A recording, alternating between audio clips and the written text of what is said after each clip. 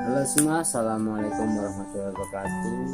Semoga kawan-kawan dalam keadaan sehat tanpa kurang sesuatu apapun. Amin. Jadi ini hari Minggu. Hari Minggu tuh hari libur lah. Kalau untuk saya tuh hari Minggu tuh khusus untuk istirahat. Kalau tidak ada pengiriman barang, karena untuk pengiriman barang kan Senin sampai Sabtu aja. Kalau kecuali kalau hari Sabtu saya ada pengiriman, dan mungkin kalau hari Sabtu pengiriman berarti saya tuh bisa sampai hari Sabtu. Kalau 3 tempat itu sudah bisa sampai hari Minggu. Jadi kadang-kadang aja tuh tidak sebulan sekali, kadang-kadang 2 bulan sekali baru ada yang seperti itu. Oh ya, di video ini tuh saya mau membahas enak mana sih supir di bawa mobil kecil sama bawa truk untuk di perusahaan kelapa sawit. Kalau menurut pengalaman pribadi saya sih sebenarnya semuanya itu sama saja. Kalau masalah gaji sama saja lah, relatif sama, karena kalau untuk gaji mobil kecil kan ibaratnya kan kalau dia sering keluar berarti kan banyak dinasnya kan, ibaratnya ada mungkin kilometer atau lemburannya kan. Kalau mobil buah, mobil yang mengangkut TBS itu kan kalau makin banyak buah makin makin banyak juga pendapatannya, tapi kan itu kan di bulan-bulan tertentu juga. Jadi semuanya itu sebenarnya kurang lebih saja. Kalau untuk saya sendiri kan bukan memuat buah karena saya logistik khusus mengantar ke perkebunan yang di dalam grup PT saya gitu loh. Jadi untuk kurang lebihnya kalau mungkin bukan kalau masalah uang itu sama saja ibaratnya. Jadi yang kadang-kadang tuh kalau mobil kecil sama truk itu enak. Kalau truk kan bisa misalnya dia muat buah atau dia mengirim barang kan hari itu juga pun dia bisa pulang ke rumah kan malam, biarpun malam bisa pagi-paginya tuh bisa ketemu sama anak, bisa gendong anak atau bisa ketemu keluarga ya kan. Tapi kalau kayak mobil kecil kan yang perbedaannya yang paling besar itu kalau mobil kecil kan misalnya bos yang kita bawa manajer misalnya dia dinas keluar kota 1 minggu, ya berarti supir itu harus melekat di unit tersebut sampai 1 minggu sampai selesai. Bos yang dibawanya sampai pulang mungkin ke Jakarta baru dia bisa itu loh. Itu aja yang perbedaan yang paling mencolok lah ibaratnya. Kalau dari segi pendapatan mungkin sama saja. Kalau masalah pendapatan, kalau pekerjaan ya intinya satu, waktu untuk berkumpul dengan keluarga itu agak terbatasi lah. Dan itu pun kalau pas banyak kunjungan atau banyak acara kan, kalau enggak ya sebenarnya sama saja sih. Tinggal yang menjalannya aja itu merasa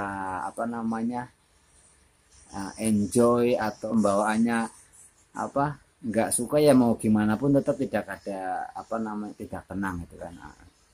Itu untuk perbedaannya mencolok lah. Dan untuk perbedaan misalnya gaji uang makan, kalau uang makan pun setiap perusahaan kan sudah menghitungnya ibaratnya kan, untuk biaya makan orang di misalnya kan itu tergantung dari dimana lokasi perkebunan itu berada. Misalnya kayak UMP kan ibaratnya kan UMP kota A, kota B, kota C ibaratnya kan lain-lain, misalnya sini 3 juta, sini 29, sini 28 kan seperti itu. Jadi menurut saya kalau masalah yang seperti itu tuh masalah gaji, masalah premi itu relatif saja. Dan kalau misalnya ya kalau saya sendiri kan, saya kan di kota misalnya saya di sini mendapatkan 4, di kebun mendapat 5 atau 6, sebenarnya itu sama saja.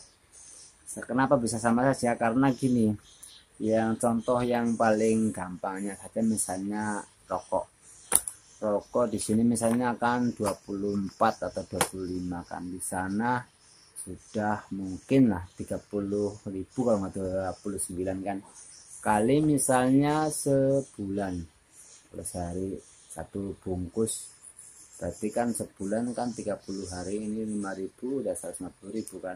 Itu baru rokok aja ya, belum yang lain mungkin kayak sayur, kayak telur, kayak mie kan ibaratnya sebenarnya sama saja kalau masalah makanan sih.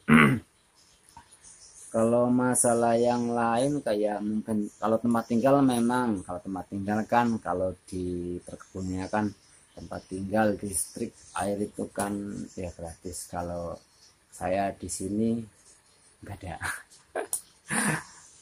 Ya itulah maksudnya kan, uh, semuanya itu kan ada min dan plusnya aja, tinggal kita sendiri menjalannya seperti apa kan. Kalau kitanya bersyukur pasti rasa enak aja, tapi kalau hati kita sudah merasanya nggak bersyukur ya biarpun kelihatan orang sudah enak tidak pernah merasa enak juga kan. Jadi untuk kegiatan saya, kalau saya nggak mengirim barang itu saya standby di kantor. Kalau standby di kantor, kalau dibutuhkan misalnya mobil kan ada 3 di kantor saya kan, supir kalau misalnya saya supirnya 2-nya itu sudah keluar kota semua atau ada kerjaan yang enggak ada kerjaan lah di luar, berarti saya juga kadang-kadang membawa mobil kecil misalnya ngantar kemana-kemana gitu kan. Nah itu kalau pas saya nggak ada kegiatan pengiriman. Tapi kalau di gudang saya misalnya barangnya penuh dan memang harus dikirim, berarti kadang pun saya gini, muat hari ini pagi muat langsung siang berangkat, nah terus langsung malam pulang lagi, besok misalnya udah sampai langsung muat lagi juga.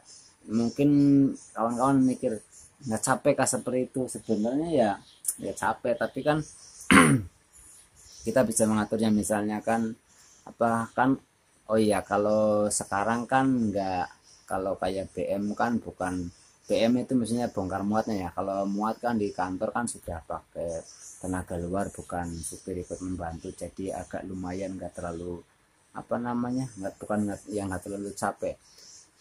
Kalau dulu waktu pertama saya itu saya ikut muat, tapi memang ada uangnya, tapi kan lama-lama saya pernah 2 kali masuk rumah sakit karena ya itu kan ikut muat di sana, ikut melihat mengecek lagi kan, akhirnya kurang bagus lah ibaratnya buat kesehatan saya juga kan. Akhirnya kan sekarang kan sudah ada tenaga bongkarnya, jadi ya lumayan nggak terlalu nggak terlalu capek lah ibaratnya kan gitu. Kalau masalah pembongkaran di sana pun saya tidak begitu sampai tidak langsung saya istirahat duduk, enggak. Kadang saya buka terpal dulu sambil saya dilihatin, ini barangmu yang ini kan udah ada tandanya masing-masing kan.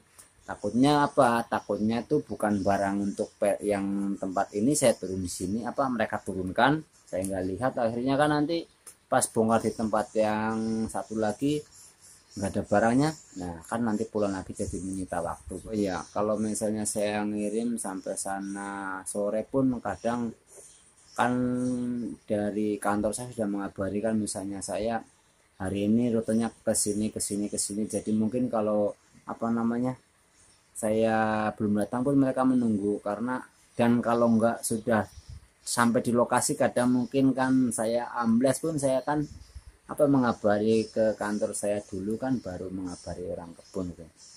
Untuk menghindari misalnya gini, berangkat dari pagi kok udah sampai sini kan, kenapa kemana kan gitu. Jadi biarpun kalau saya misalnya ada trouble, misalnya ambles, ada jalan yang nggak bisa dilewatin karena ada mobil ambles pun, saya tetap harus laporan biar di sana tuh yang menunggu tuh tidak kecewa gitu loh. Maksudnya sudah ditunggu-tunggu datang taunya ambles, taunya gimana kan, lebih baik kita memberi informasi dulu kan, misalnya Pak, saya di sini nih gini, misalnya saya ambles di sini atau ada mobil kepatah nggak bisa lewat, akhirnya saya harus menunggu kan, seperti itu.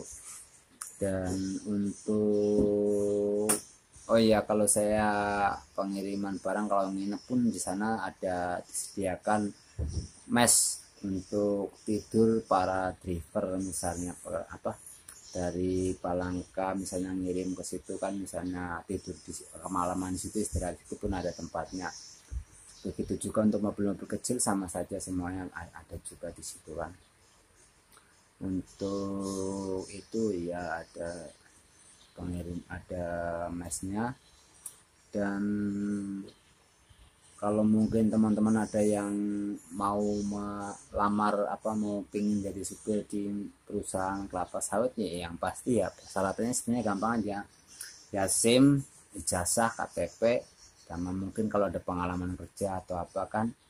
Ya intinya ya kalau mau ngelamar di perkebunan kelapa sawit berarti mikirnya kalau memang SIM-nya B berarti kan ya bawa truk. Kalau bawa truk berarti kan muat buah kan, sudah tahu kan bayangannya. Sampai di sini aja video saya menceritakan pengalaman pribadi saya sebagai supir di perusahaan kelapa sawit. Nah, intinya kalau kita sudah bekerja ya cintailah perusahaan kita, biarpun tidak membuat kita kaya raya tapi bisa memberi kita hidup. Sampai jumpa di video selanjutnya. Kalau kalian suka dengan video ini silahkan like, subscribe channel saya Om Roso.